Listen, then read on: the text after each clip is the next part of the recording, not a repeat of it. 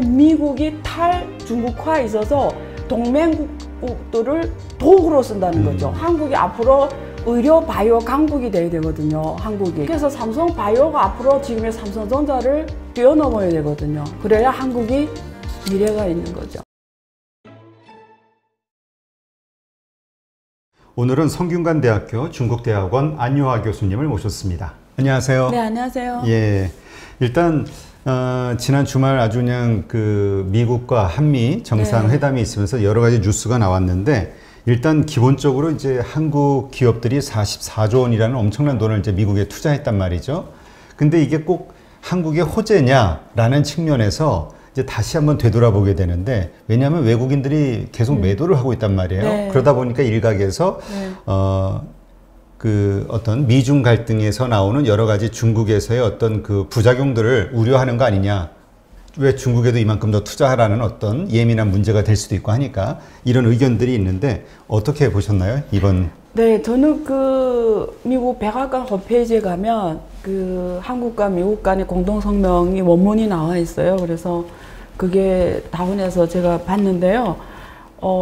사실 제 입장에서 말씀드리는 건 굉장히 민감한 이슈다 보니까 제가 그냥 제 오피니언을 말씀드리는 게 아니라, 예, 그러니까 중국의 제 생각을 말씀드리는 게 아니라 중국의 반응을 그냥 말씀드리면, 일단 중국 같은 경우에 이런 이슈가 나오면 중국의 황구시보, 그렇죠? 그 인터넷의 환초왕 이런 데서 중국 정부의 생각을 이렇게 나오거든요. 그래서 전체적으로는 무슨 의미냐면 지난번에 그 스가 총리 만날 때처럼 이번 바이든 대통령이 문재인 대통령 두 번째로 만나는 거잖아요. 그래서 만나서 했던 그 내용 중에 언급한 게 일단 대만 해협의 평화 유지를 위한 뭐 등등 이런 표현 썼지 않습니까? 그래서 거기에 대해서는 굉장히 중국 정부 입장에서는 일단 이걸 단어를 넣었다는 자체에 대해 굉장히 불쾌함을 드러내고 있고요. 그리고 쉽지 말해서 그 바이든이 원하는 미래 산업에서 특히 미국이 약한 배터리 쪽이라든가 그리고 메모리 쪽, 그렇죠? 반도체. 미국은 5나노미가 없는데 삼성전자가 이번에 거기다 투자하고 등등 이런 것들은 전반적으로 중국은 생각했던 역시 그렇게 갔구나 이렇게 생각하고 있어요. 그러니까 중국에서도 이 정도는 그냥 일어날 일이라고 봤던. 네, 왜냐면 일본이 먼저 갔잖아요. 그러니까 역시 한국도 뭐 생각한 것만큼이구나. 그래서 역시 한국도 이제는 표현은 그렇게 안 하지만 역시 한국도 이제는 확실하게 미국에 어쨌든 미국 쪽에 좀 더 가까워지는 이런 걸 했다라고 생각하는 거죠. 네.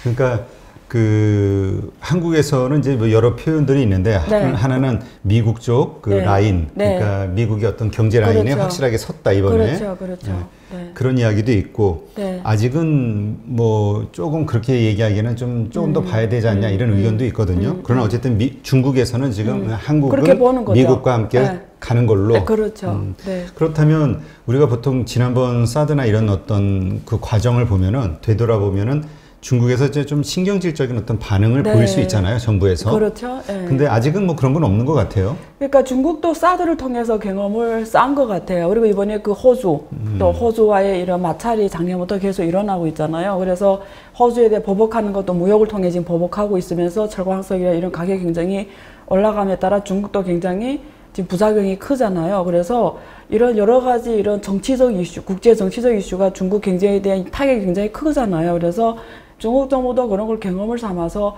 이제는 과거처럼 어떤 정치적 이슈 때문에 쉽게 경제적 무기를 쓰는 것에 대해 굉장히 조심하는 것 같고요. 첫 번째는. 네.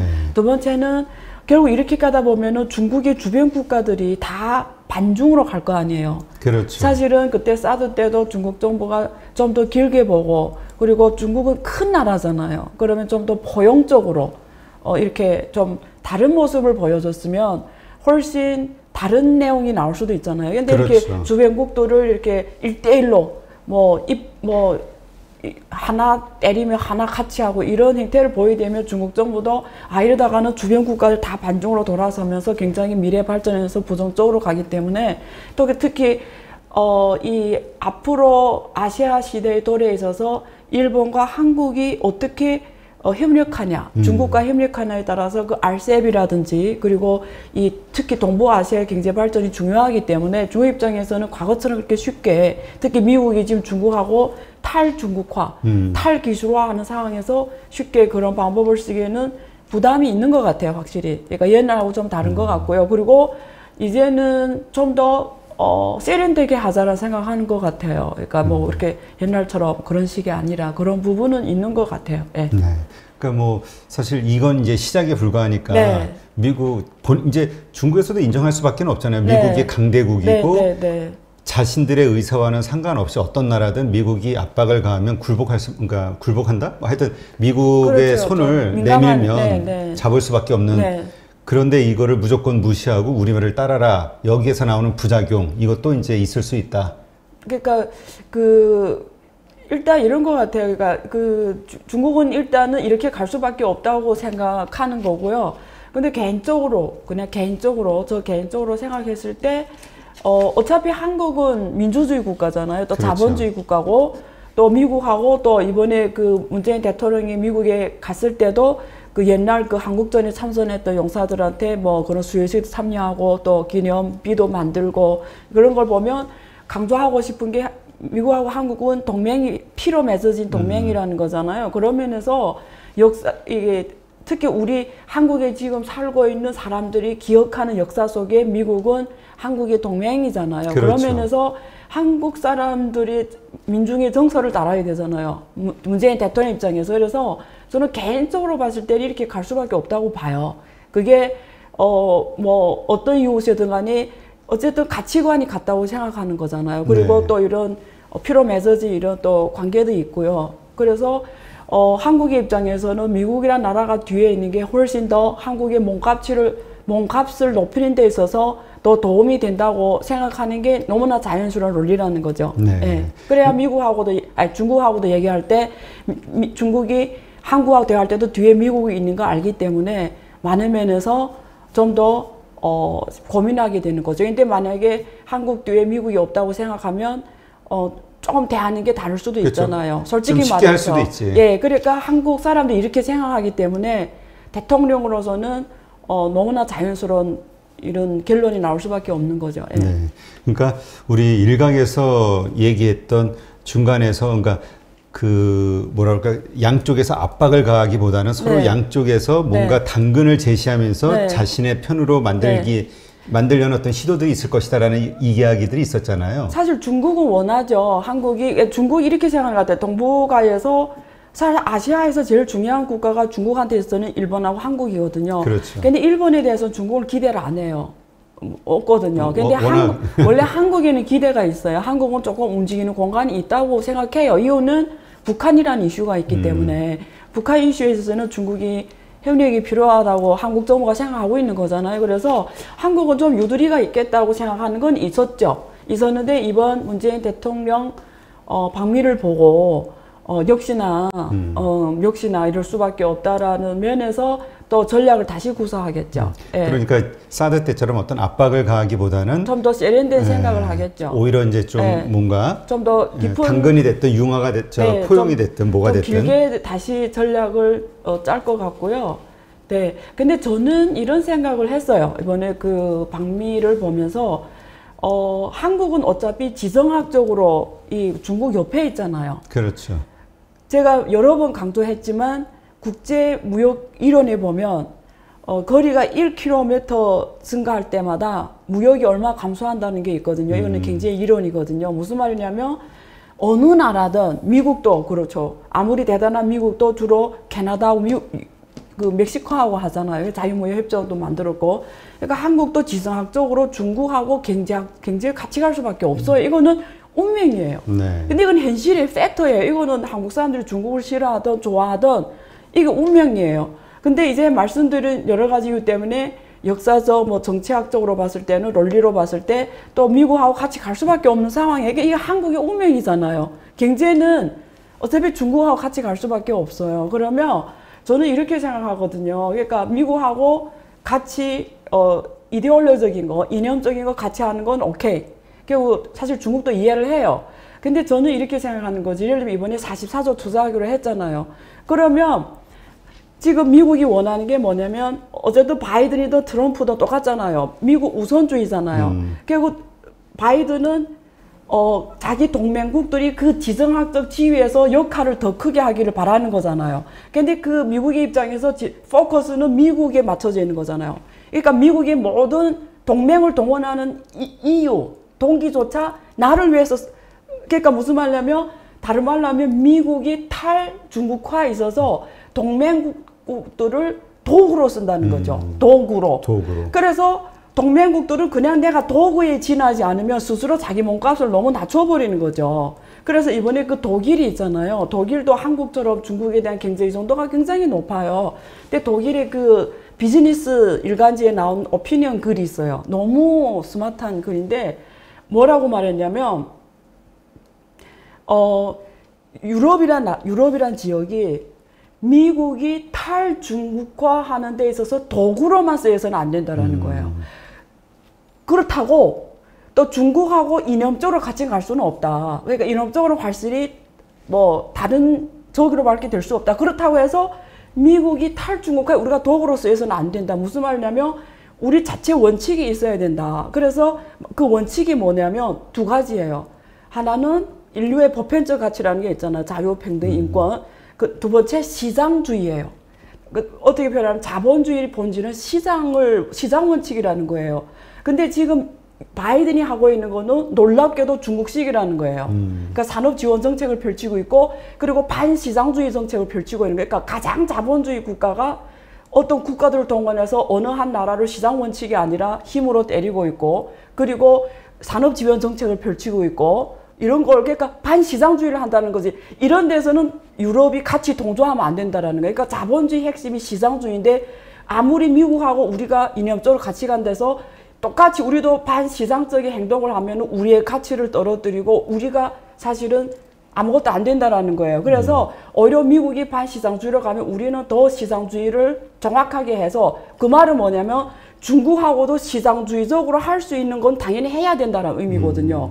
그러니까 이걸 어떤 이념적인 것 때문에 막 반시장주의까지 하면 자본주의 가치를 훼손하기까지 하면서 어떤 미국의 도구로 쓰여서는 안 된다라는 거예요. 그러니까 원칙에 어긋나는 행동하면 안 되고 자기 원칙이 있어야 된다라고 그다 쓰고 있는데 저는 이게 답이라고 봐요.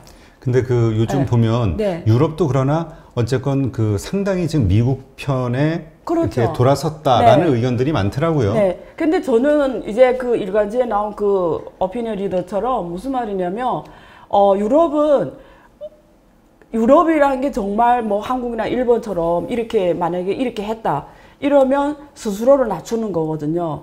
왜냐하면 우리가 솔직하게 말해서 미국이 트럼프 때부터 하고 있는 지금까지는 정말 반시장주의거든요. 그렇잖아요. 솔직히 말하면. 그러니까 그게 자본주의 가치는 아니잖아요. 자본주의는 그냥 시장에서 모든 게 결정이 되는 거잖아요. 지금은 일단 뭐 자국 우선주의죠. 네. 그러니까 그 무슨 말이냐면 예를 들면 한국이 이번에 44도 투자하기로 했잖아요. 그러면 저는 이런 게 아쉽다라는 거죠. 44도 투자하는 거 오케이.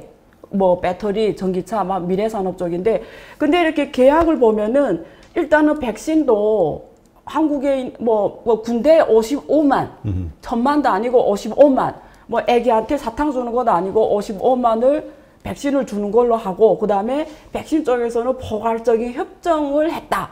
근데 그것처럼 명확하지 않은 게 없거든요. 포괄적인 협정이라는 거는 앞으로 해도 되고 안 해도 되는 거잖아요. 그게 무슨 말이냐면 한국은 확실히 미국한테 준 게 있잖아요. 확실하잖아. 얼마 투자하겠다.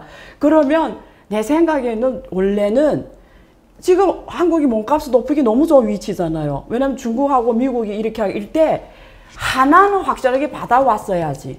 하나는. 그러니까 일반적인 표현이 아니라 뭐 포괄적인 뭐 범포괄적 이런 협력이 아니라 하다못해 미국의 어느 그 제약회사가 뭐 존슨앤존슨라도 이렇게 한국에 뭐 투자를 한다든지 아니면 확실히 뭐 어떤 뭔가 이렇게 하나라도 명확한 게 있어야 되는데 반대 끝부는 다 일반적인 표현을 썼고 한국이 주는 거는 명확한 것만 했다는 거죠. 그리고 북한 이슈에 대해서는 거의 가져온 게 아무것도 없거든요. 북한 이슈에 대해서는. 사실 북한 이슈에 대해서도 좋기는 원래는 뭐 관광을 재개한다든지 뭐 이렇게 공단을 재개한다든지 뭔가 이렇게 하나라도 명확한 게 있어야 되는데 뭐 성김을 갖다가 북한 그건 아무 의미 없는 거고 그 사람이 할 수 있는 게 아무것도 없어요. 그러니까 무슨 말이냐면 도구로만 쓰이면 안 된다는 거지. 이 기회에 역사적 이 기회에 내가 그쪽하고 같이 가는 건 이해하고 맞는 건데 이왕이면 우리가 10개 줄 때 하나라도 확실한 거 갖고 와야 내가 그 같이 하는 세월에 내가 실력이 올라간다는 거죠. 근데 주기만 주면은 어떤 전략적 관계가 없을 때 나는 그냥 바보가 된다는 거지. 그런 게 아쉽다. 네. 뭐 하여튼 뭐 일각에서는 뭐 그런 의견들도 또 뭐 야당 쪽에서 하고 있는 것 같기는 한데 하여튼 뭐 이런 정치적인 이슈를 떠나서 이 경제적인 측면에서 일단 첫 번째 반도체나 배터리와 관련된 이제 미래 사업 이 분야에 대한 미국 투자 이것이 과연 시장성이 있는 일이냐 이게 아마 그렇죠. 예, 시장에서 가장 우려하는 것 같아요. 그게 주가가 말해줬어요. 무슨 말이냐면 이게 첨단 과학적, 첨단 기술 쪽이잖아요. 네. 그럼 두 가지 우려가 있어요. 메모리 하나만 봐도 미국은 5나노미 없잖아요. 그러면 지금 미국이 걱정하는 건 파운드리 쪽에서 다 TSMC하고 삼성전자에 올인되어 있기 때문에 너무 위험하다는 거잖아요. 그래서 그게 중국하고 거리가 너무 가깝고 이 두 지역이 다. 그래서 자체 공급 체인을 미국 땅에다 만들겠다라는 게 첫 번째 자기네 목적이고 그리고 기술도 지금 나중에 거기 갔는데 인텔이나 이런 데서 어떤 뭐 기술 협력을 요구하기 거절을 못 하잖아요. 미국 땅에서 비즈니스 하는데. 그러니까 기술 앞으로 만약에 인텔이 미국 쪽에서 5나노미, 3나 다 갖고 가면 한국의 어떤 매력도가 없어지는 거잖아요. 한국은 있어도 되고 없어도 되는 게 된 거잖아요. 그러니까 내 말이 도구에 그치면 이렇게 안 된다라는 거지. 이거 잘 생각해야 되고요. 두 번째는 첨단 기술이라는 게 이래요. 기술 개발이 어마어마하게 들어가요. 그러면 미국이란 나라는 잘하는 게 뭐냐면 기술 개발이에요. 그러니까 그런 인재가 많다는 거지. 엔지니어가. 그래서 그런 생태계는 좋아요. 그러니까 미국이 장점은 개발이에요. 근데 기술 개발만 해서 안 되고 기술 응용이 일어나야 돼요. 그게 시장에서 액세스하는 과정이에요. 그러니까 들어갔던 R&D가 응용을 통해서 신속한 상향을 통해서 그게 그 돈들이 액세스 되는 거예요. 근데 옛날에는 그게 중국이 그 역할을 해준 거예요. 그래서 중국은 개발은 안 되는데 뭘 잘하냐면 응용이 세계 최고인 거예요. 그러니까 2, 3년 내에 그 돈을 리턴이 가능한 거지. 근데 그걸 지금 만약에 안 하게 되면 거기서 돈을 엄청 들여서 개발만 하고 거기서 해봤자 미국에서 해봤자 액세스 안 돼요. 액세스. 그러니까 그만큼 그 기술에 대한 어떤 특허료라든가 네. 투자한 돈을 네. 회수할 수 있는 방법이 작아진다. 네. 그게 기회가, 왜냐면 중국하고 관계가 이렇게 되면 중국을 통해 액세스도 안 되는 거잖아요. 그렇죠? 그러니까 저는 그래서 이것도 고민해야 돼요. 그리고 미국 노동자들 월급이 한국에 몇 배거든요. 그러면 이런 고첨단 쪽이 아니고 그래서 공장을 한다고 할 때 로봇을 쓰지 않은 이상은 다 적자거든요. 일단 미국 노동자를 쓰는 즉시 적자거든요. 그러면 로봇으로 다 써야 되기 때문에 이게 사실 이거 잘 고민해야 돼요. 왜냐면 이게 생산만 해서 되는 건 아니란 말이에요. 근데 이게 참 기업들의 고민이 지금 아까도 얘기했지만 뭐 바이 아메리카 해가지고 미국에서 난 거를 우선 구매해 준다. 네. 뭐 이런 논리가 있기 때문에 맞아요. 예. 맞아요. 근데 우리가 지속 가능한지를 봐야 되는 거죠. 이게 언제까지 갈 것이냐. 예, 지속 가능한지를. 하긴 뭐 지금 뭐 그 보조금이라든가 이런 것이 언제까지 지급될 것이고 그 액수가 얼마고 그것을 위해서 이만큼의 투자를 해야 돼. 그 이상까지 봐야 되는 건데 하여튼 뭐 지금은 좀 더 많은 수의 전문가들은 미국 시장에 진출한 것을 어떤 좋은 기회로 보기는 하는 것 같은데 어쨌건 주가는 그렇게 좀 지지부진한 것 같아요. 그러니까 이런 것 같아요. 한국은 자기 가진 걸 갖다 주는 계획이 됐다는 거지. 그럼 한국도 갖고 와야 되는 거지. 미래 산업을. 근데 그게 뭐냐고. 그게. 그래서 제 보기에는 한국이 앞으로 의료 바이오 강국이 돼야 되거든요. 한국이. 근데 그거 마침 미국하고 같이 하면은 빨리 갈 수가 있거든요. 이게 그렇죠. 제약 산업이 하루아침 되는 게 아니잖아요. 그렇죠. 이분은 그래서 그 삼성 바이오 모더나 그 위탁 모더나. 생산 그거는 그냥 위탁 생산이에요. 그거는 문재인 방통하고 그 패키징만이라고 얘기하던데. 예, 그거는 문재인 방미하고 상관없는 거예요. 그건 이미 결정이 됐던 사항이고. 예. 그렇죠. 그다음에 이번에 또 원전에 대한 협력, 요거 소형 원전에 대한 세계 시장이 커진다. 친환경 사업으로. 제3국 시출 그거에 대해서 그게 약간 깜짝 놀라는 뉴스였던 것 같아요. 예. 하여튼 여러 가지 이제 논란이 있는데. 그러니까 저는 결론적으로 보면은 어차피 미국하고 같이 가는 거면 미국이 잘하는 기술을 하나라도 빨리 같이 하는 기간에 반대급부가 있어야 된다라는 거지. 네, 이렇게 포괄적인 표현을 쓰면 안 된다라는 거죠. 하여튼 이제 어떻게 구체적으로 이야기한 것들이 실행이 되는지 그걸 지켜봐야 돼요. 이런 것들을 이제 계속 지켜봐야 되는. 그 55만도 언제 준다라는 게 나와 있어요. 날짜 스케줄이 없잖아요. 모르겠어요. 하여튼 1000만도 아니고 55만 원, 55만 개. 네. 야당. 네, 무슨 사탕 하나. 야당 같아. 아니고 무슨 말이냐면, 그러니까 우리도 가져오자 이거지. 도구로만 쓰이지 말라 이거지. 그러니까 이거는 이제 우리가 앞으로 제가 비판하려고 하는 게 아니고요. 한국이 지금 역사에서 기회가 왔다라는 거예요. 그렇지. 그러니까 우리 중간에서 양쪽에서 서로 우리를 원하는 이 순간 받아낼 줄 알아야 된다는 이거를 거지. 통해서 우리 몸값을 올려야 된다. 그럼 이제 구체적으로 우리가 뭘 얻을 수 있을지도 먼저 고민을 해봐야 되는데. 나는 그게 앞으로 제일 아시아에서 제일 필요한 게 의료, 건강, 바이오 이쪽이거든요. 그게 미국이 제일 잘하잖아요. 제약사는. 그렇죠. 예, 특허 얼마나 많아요. 한국은 지금 바이오가 굉장히 사실 거의 경쟁력이 사실 크지 않거든요. 하여튼 요번에 나온 삼성바이오하고 네. SK 네. 바이오사이언스인가요? 네. 그쪽이 어떻게 흘러가는지도 한번 지켜봐야겠네요. 지켜봐야죠. 예. 그리고 지속적으로 아마 이런 이슈가 중국과 미국 양쪽에서 네. 뭔가 우리를 필요로 하기 때문에 뭔가 기회에, 원하는 네. 것들이 나올 때마다 우리가 그걸 어떻게 활용해서 그렇죠. 우리가 필요로 하는 걸 얻을 수 있을까도 제 말이 그 말이라는 지금부터 거죠. 차근히 네. 고민을 좀 해봐야. 이미 좀 늦었죠. 뭘 얻을지를 미리 이제 다 계획을 세워놔야 되는데. 네, 그래서 삼성 바이오가 앞으로 지금의 삼성전자를 뛰어넘어야 되거든요. 그래야 한국이 미래가 있는 거죠. 네, 알겠습니다. 하여튼 많이 좀 생각해야 될 부분인 것 같네요. 네. 네.